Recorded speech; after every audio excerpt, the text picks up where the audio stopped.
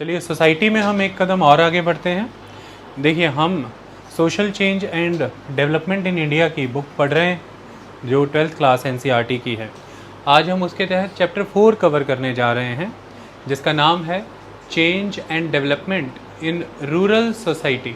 आज हम rural society के ऊपर डिस्कशन करेंगे। देखिए जब हम रूरल सोसाइटी पर डिस्कशन करते हैं तो नेचुरली ये एक इम्पॉर्टेंट एलिमेंट निकल कर के आता है कि सोसाइटी किस कल्चर पर बेस्ड है, उस कल्चर के क्या क्या कनेक्शंस बनते हैं इकोनॉमी, पॉलिटी और अदर डायमेंशंस के साथ। सबसे इम्पॉर्टेंट चीज़ हम रूरल सोसाइटी की बात करते हैं तो एक वर्ड निकल कर के आता है occupation, and that is agriculture. जब हम एग्रीकल्चर की बात करते हैं तो महत्वपूर्ण चीज़ बनती है ज़मीन, द लैंड।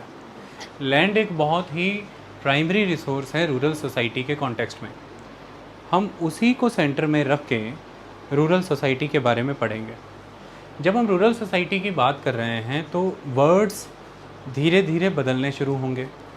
सबसे पहले जब हम रूरल सोसाइटी की बात कर रहे हैं तो हम बात करेंगे एग्रेरियन सोसाइटी। देखिए वर्ड चेंज हो गया, एग्रेरियन वर्ड आते ही वर्ड एग्रीकल्चर एंटर कर जाता है। क्यों ऐसा हो गया कि एक रूरल सोसाइटी को हम एग्रेरियन सोसाइटी भी कह सकते हैं, हम इसे समझेंगे। इसके तहत एग्रीकल्चर की भूमिका प्राइमरी हो जाती है।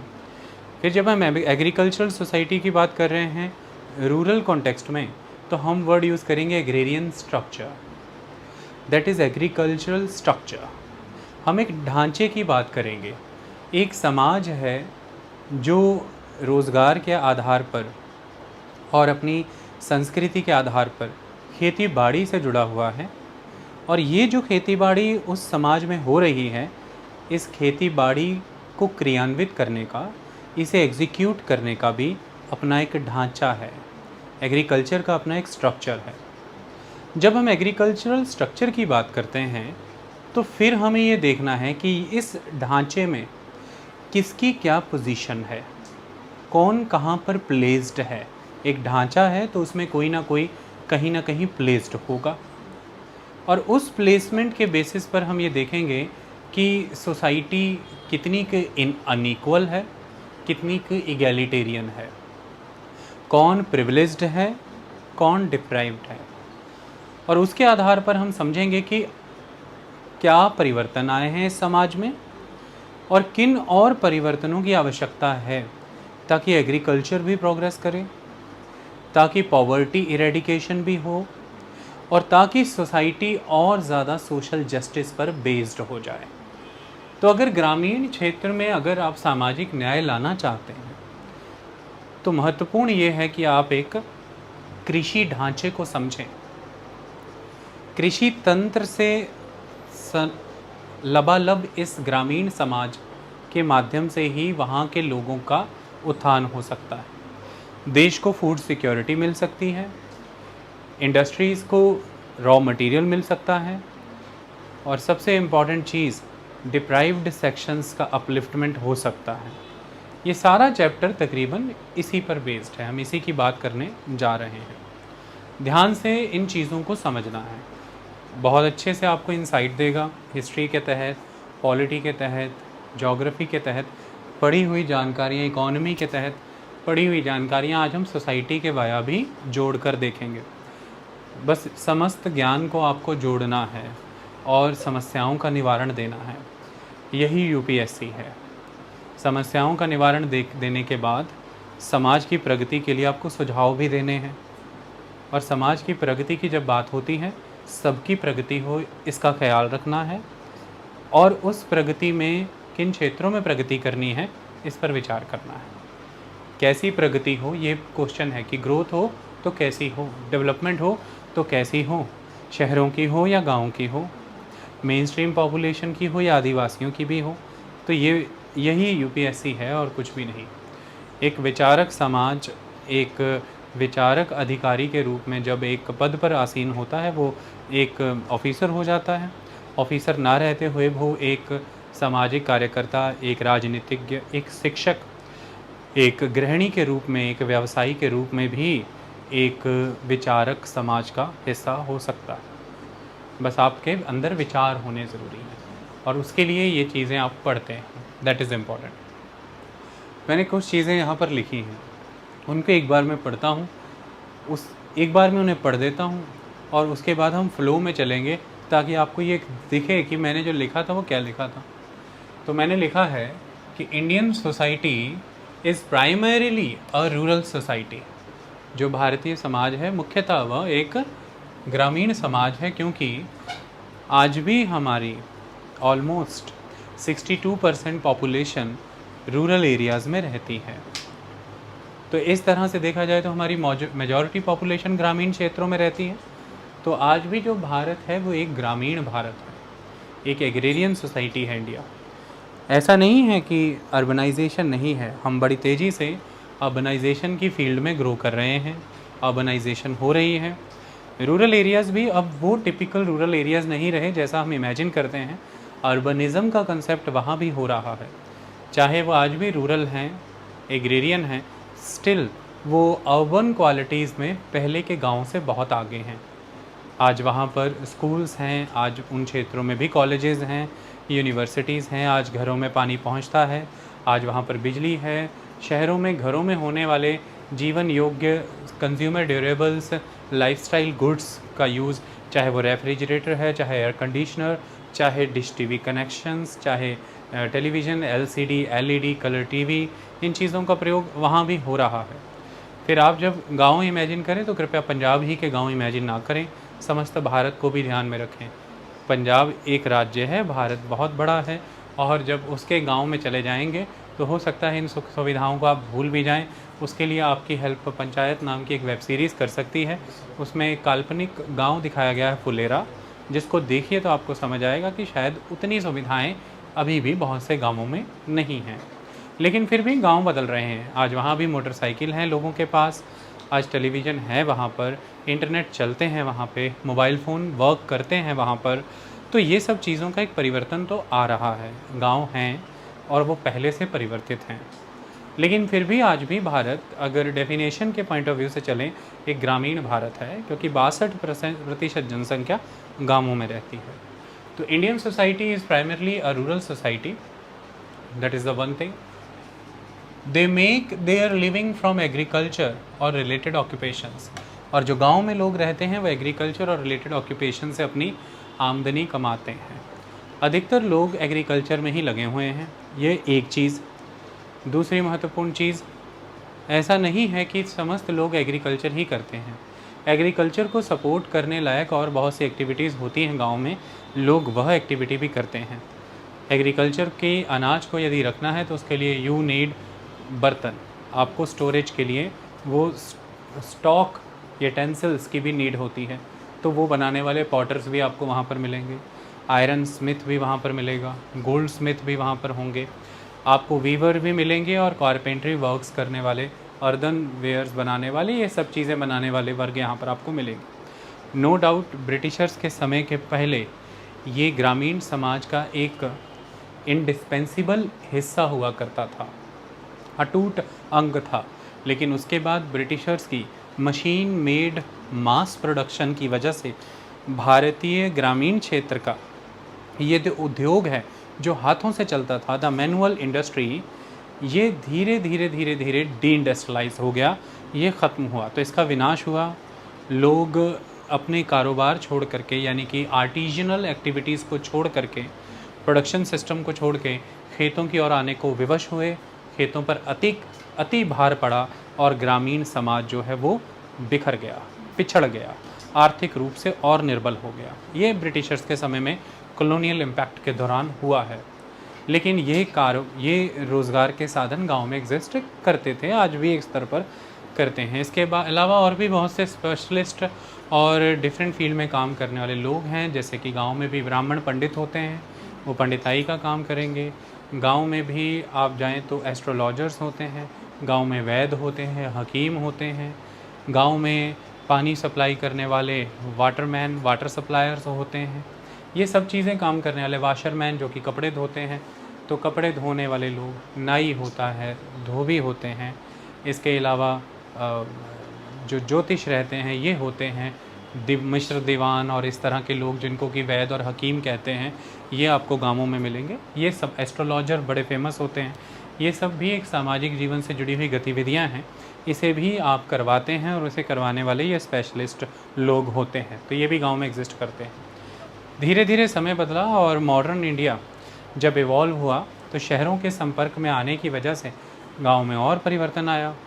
रोज़गार के पहले साधन जहां ख़त्म हुए, वहीं पर गैर खेती बाड़ी रोज़गार के दूसरे साधन विकसित हुए, जिनमें कि आज की डेट में वहाँ के लोग स्कूल्स में भी जॉब करते हैं। नॉन एग्रीकल्चरल एक्टिविटीज़ की बात करें तो सरकारी स्कूलों में टीचर हैं वो, आसपास के सरकारी हॉस्पिटलों में कई तरह की नर्सिंग स्टाफ में वो काम करते हैं, रेलवे में जॉब करते हैं, पोस्ट ऑफिस में जॉब करते हैं, आर्मी में, डिफेंस में बहुत ग्रामीण क्षेत्र के लोग आज की डेट में काम करते हैं, और कुछ लोग शहरों की वर्कशॉप और फैक्ट्रियों में भी काम करते हैं या पास के कस्बे की किसी वर्कशॉप में काम करते हैं। कुछ लोगों की अपनी गांव में दुकानें हैं या पास के कस्बे में या गांव के अड्डे पर दुकानें बना रखी हैं, तो इस तरह की भी जॉब करते हैं।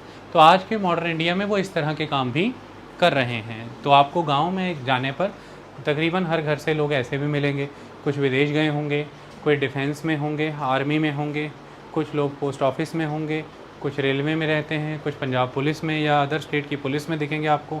तो इस तरह से नॉन एग्रीकल्चरल वर्क आज भी काफ़ी बड़े पैमाने पर है। लेकिन फिर भी कहानी यहीं आती है कि भारत ग्रामीण है, ग्रामीण क्षेत्र में खेतीबाड़ी की प्रधानता है, खेतीबाड़ी के लिए भूमि प्रमुख साधन है, संसाधन है देश गांव का, और चाहे कितना भी गैर खेतीबाड़ी वर्ग आज भी एग्जिस्ट कर रहा है, मॉडर्नाइजेशन के संपर्क में आने की वजह से डाइवर्स क्षेत्र में एग्जिस्ट कर रहा है, लेकिन फिर भी खेती ही बाड़ी की प्रधानता है। इसलिए हम चैप्टर में उस खेती बाड़ी को ही मुख्य विषय बना करके आगे बढ़ रहे हैं। हमारा जो मेन टॉपिक है वो खेती बाड़ी से जुड़े हुए समाज का ही है, लेकिन वो सारे वर्ग भी हैं, इसलिए मैंने आपको उनके विषय में बता दिया। ओके, तो यहाँ पर लिखा है कि they make their living from agriculture और रिलेटेड ऑक्यूपेशंस। जब हम रिलेटेड ऑक्यूपेशंस की बात करते हैं तो खेती बाड़ी के साथ साथ मछली पालन का काम आ जाता है, जिसे हम मत्स्य पालन कहते हैं, रेशम पालने का काम आता है जैसे कि रेशम के कीड़े, इसके अलावा दुग्ध जैसे कि एनिमल हस्बेंड्री से जुड़े हुए काम, डेयरी फार्मिंग, पोल्ट्री फार्मिंग से जुड़े हुए काम, सब्जियां वगैरह उगाना, फूल वगैरह उगाना, तो इस तरह के कामकाज भी साथ में जुड़ जाते हैं। और ये एग्रीकल्चर के साथ जुड़ी हुई अलाइड एक्टिविटीज़ होती हैं। हालांकि जब आप बड़े स्केल पर इसे नेशनल इनकम अकाउंटिंग के पॉइंट ऑफ व्यू से देखें तो अलाइड एक्टिविटीज़ में मिनरल्स, माइनिंग्स, ऐसी चीज़ें भी ऐड होने लग जाती हैं। लेकिन फिर भी हम ग्रामीण स्तर पर ही देखें तो मैंने जो आपको काम बताए ये होते हैं। अब गाँव में अगर किसानों से मिलेंगे, वो खेती भी कर रहे होंगे, पशु भी होंगे उनके पास, हो सकता है मत्स्य पालन भी कर रहे हो सकता है शहद का पालन भी कर रहे हों, शहद का निर्माण, उसके साथ साथ हो सकता है कि सब्जियां, फल, फूल, ये सब चीज़ें भी उगाई जा रही हों। तो इस तरह के कामकाज भी होते रहते हैं। ओके, ये अलाइड एक्टिविटीज़ में आते हैं। Agricultural land is the most productive resource for rural Indians. ग्रामीण क्षेत्र के लोगों की बात करें तो उनके लिए सबसे महत्वपूर्ण जो रिसोर्स है, the most productive resource, that is the agricultural land. सारी कहानी इसी के आसपास घूमेंगी। Land most important form of property also. तो ये agriculture land is a resource also, और ये बहुत इंपॉर्टेंट फॉर्म है प्रॉपर्टी का भी। आप इसको कुछ इस तरह से देख सकते हैं कि अगर आप भारत के पंजाब में ख़ासतौर ग्रामीण क्षेत्रों में देखें तो देखिए वही ज़मीन जो लंबे समय से उस किसान के परिवार को खेती बाड़ी और उपज के माध्यम से सपोर्ट कर रही है, वही ज़मीन को वो जब अपने बच्चे किसी को विदेश भेजना है, 1 एकड़ या 1.5 एकड़ या 2 एकड़ को वो 15-20 लाख के हिसाब से बेच भी देता है। यानी कि वही ज़मीन उसके लिए संपत्ति का काम भी करती है। किसी को मैरिज पैलेसेस या रिजॉर्ट्स बनाने हैं, किसी को अगर वहाँ पर कोई मॉल बनाना है, पेट्रोल पंप खोलना है, वो ज़मीन की अच्छी कीमत लगे तो उसे बेच भी देता है। तो ज़मीन केवल खेती बाड़ी के लिए ही महत्वपूर्ण नहीं है, ज़मीन बड़े स्तर पर एक संपत्ति भी बन रही है यहाँ पर, इसलिए ज़मीन के बहुआयामी प्रभाव पड़ेंगे। ठीक है, अगर ज़मीन पर आपके पास 2 ही एकड़ ज़मीन थी, उस ज़मीन पे आपका एक्सेस था, 1 एकड़ ज़मीन आपने 15 से 20 लाख रुपए में बेची और अपनी संतान को विदेश भेजा, जैसे पंजाब में हो जाता है, गांव में अक्सर, और दूसरी 1 एकड़ ज़मीन की भूमि को आपने किसी न किसी को या तो बेचा या किराए पर दे दिया, और उन्होंने वहाँ पर मशरूम कल्टीवेशन या कुछ भी और करना शुरू किया, और वो आपको एनुअली या तो रेंट देते हैं या एक बार में ही ज़मीन की कमाई हो गई आपको। तो ये 2 ही एकड़ पे एक्सेस होने से आपके जीवन का स्तर काफ़ी बदल गया। लेकिन यदि आपका ज़मीन पर कोई एक्सेस ही नहीं है, आपके पास 2 एकड़ भी भूमि मात्र नहीं है, ऐसे में विदेश भेजना या किसी को रेंट पर ज़मीन देना या बेचना आपके लिए संभव नहीं हो पाएगा। और ऐसे में बहुत से घरों की जो मूवमेंट है उनकी डायरेक्शन चेंज हो जाती है। डायरेक्शन ऐसे चेंज हो जाती है कि फिर मोस्टली उन घरों के बच्चे कनाडा, ऑस्ट्रेलिया स्टडी वीज़े की बजाय फिर वो रूट पकड़ते हैं कतर, बहरीन, यूएई, यमन और इन देशों का, क्योंकि यहाँ पर 80,000 रुपया लगा करके या 90,000 रुपया लगा करके या लाख सवा लाख लगा करके लेबर के फॉर्म में कॉन्ट्रैक्ट करके वहाँ की कंपनियाँ आपको ले जाती हैं। किसी को ट्राला चलाना आता है तो वो इसलिए चला जाता है। तो मोस्टली हमारे बच्चे जो मिडल ईस्ट और साउथ वेस्ट एशिया के देशों में आपको नज़र आते हैं, जिनके मुंह से आप अक्सर सुनते हैं कहाँ हैं, वो कह देंगे हम कतर हैं, हम बहरीन में हैं, हम दुबई में हैं, हम यहाँ सऊदी अरेबिया में हैं, सऊदी में हैं।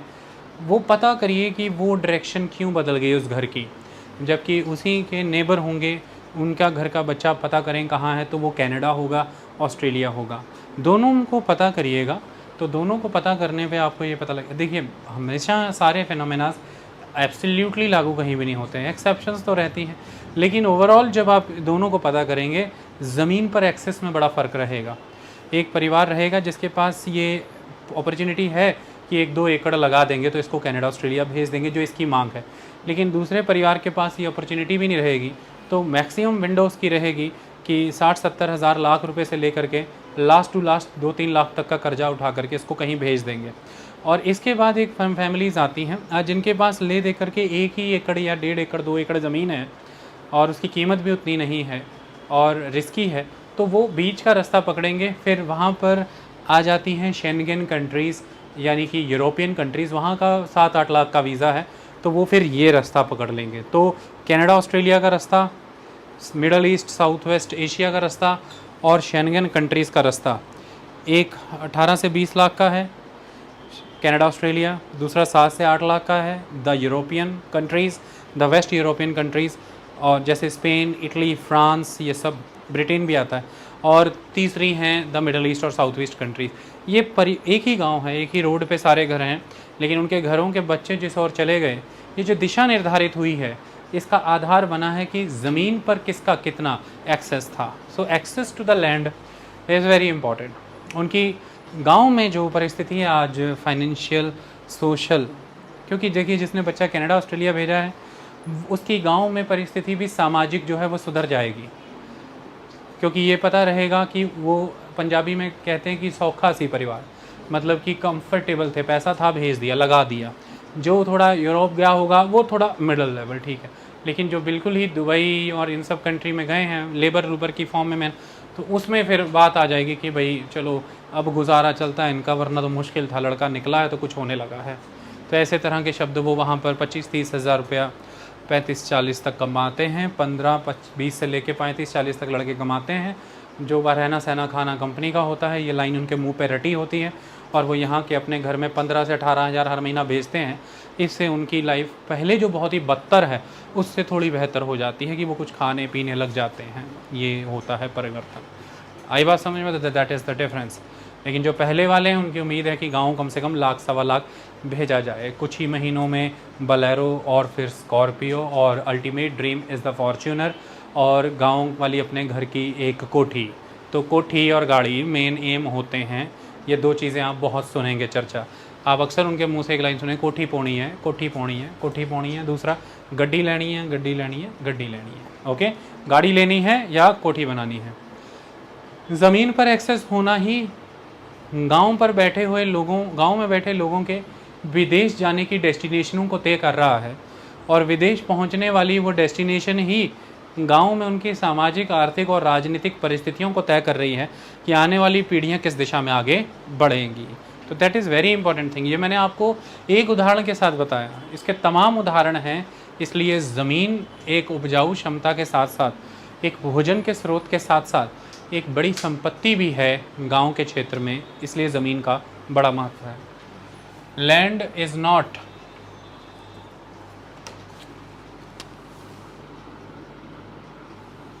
Land is not just अब मीन्स ऑफ प्रोडक्शन, वो सिर्फ एक मीन्स ऑफ प्रोडक्शन ही नहीं समझें आप कि वो सिर्फ और सिर्फ अनाज पैदा करने के लिए एक रिसोर्स है, that is the productive resource in this sense, that is not only the situation nor just a form of property, वो सिर्फ और सिर्फ एक संपत्ति का ही प्रकार भी नहीं है, and nor is agriculture just a form of livelihood, और वो एग्रीकल्चर सिर्फ और सिर्फ एक रोज़गार, एक लाइवलीहुड का प्रकार है, ऐसा भी नहीं है।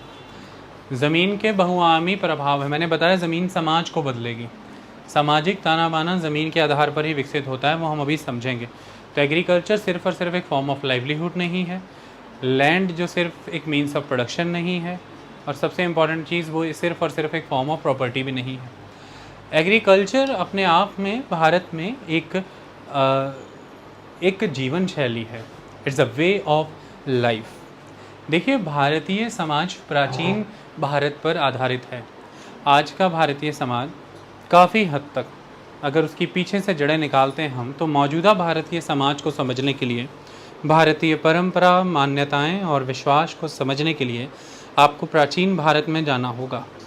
और प्राचीन भारत की अगर हम बात करें तो वह प्राचीन भारत सभ्यता के रूप में जाना जाता है, सभ्यता पर आधारित भारत, भारतीय सभ्यता। और इस सभ्यता का आरंभ उन संस्कृतियों से हुआ जिन संस्कृतियों ने पहली बार खेतीबाड़ी करने का आरंभ किया। तो जीवन शैली, जीने के तरीक़ों में एक बड़ा परिवर्तन जिसने हमें विचार करने पर विवश किया, जिसने हमें साइंस एंड टेक्नोलॉजी यूज़ करने की ओर प्रेरित किया, जिसने हमें टूल्स, इक्विपमेंट्स और वेपन्स की ओर बढ़ाया, घरों के निर्माण करना, सेटलमेंट्स को बसाना, इतना पैदा कर देना कि दूसरे रोज़गार, उद्योग धंधे भी चल सकें, ये खेतीबाड़ी से संभव हुआ। तो खेतीबाड़ी से ही जल का महत्व आता है, खेतीबाड़ी से ही अनाज को स्टोर करने का महत्व आता है, खेतीबाड़ी से ही जुड़ी हुई ऋतुएं हैं, ऋतुओं का महत्व खेतीबाड़ी से है, और उन्हीं ऋतुओं से जुड़े हुए हमारे त्यौहार हैं। त्योहारों को मनाकर ही हम आपस में सोशलाइज होते हैं, हमारे सोशल रिलेशन इसी से डिफ़ाइन होते हैं। इन्हीं फेस्टिवल्स को सेलिब्रेट करके हमारी आइडेंटिटी तय होती है कि हम किस संस्कृति से, किस समाज से बिलोंग करते हैं। इन सब चीज़ों का आधार कहीं ना कहीं प्राचीन भारत है, और वो प्राचीन भारत एक सभ्यता नुमा भारत है। और वो सभ्यता नुमा भारत, एक सिविलाइजेशन, तो चलिए कभी 2500-2600 BC के अराउंड हुआ, लेकिन उस सभ्यता का आधार कई संस्कृतियाँ बनी, कई छोटी छोटी संस्कृतियाँ, और वह संस्कृतियाँ तब संस्कृतियाँ कहलाई हैं जब वो एग्रीकल्चरल हो गई। तो कल्चर के साथ हमारे एग्री वर्ड पहले से ही लगता रहा है, एग्रीकल्चर इज़ वेरी इम्पॉर्टेंट। इसलिए फिर पानी का बंटवारा हो, चाहे ज़मीन पर अधिकार हो, ज़मीन पर अधिकार हैं अगर आपको, तो फिर उससे अनाज आता है। अनाज यदि आप उगा पाते हैं बेहतर, तो वही अनाज व्यापार का आधार बना, क्योंकि बार्टर सिस्टम के तहत अनाज का आदान प्रदान होगा।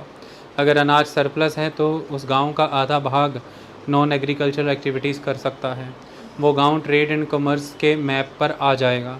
इससे उसकी इनकम और प्रॉस्पेरिटी बढ़ेगी, जीवन स्तर लोगों का बेहतर होगा, नई चीज़ों के निर्माण होंगे, लोग विकसित होंगे। इससे आप धन संपन्न हो सकते हैं। एग्रीकल्चर का सरप्लस प्रोडक्शन ही किसी रूलर के लिए रेवेन्यू का आधार बना। जब एग्रीकल्चर सरप्लस होगा तभी रेवेन्यू भी जुटाया जा सकता है, और रेवेन्यू ने ही किसी को किंग बनाया होगा। जब आप रेवेन्यू के आधार पर राजा बनते हैं तो एक संपन्न राजा बनने का मार्ग भी वही सरप्लस रेवेन्यू बनाता है।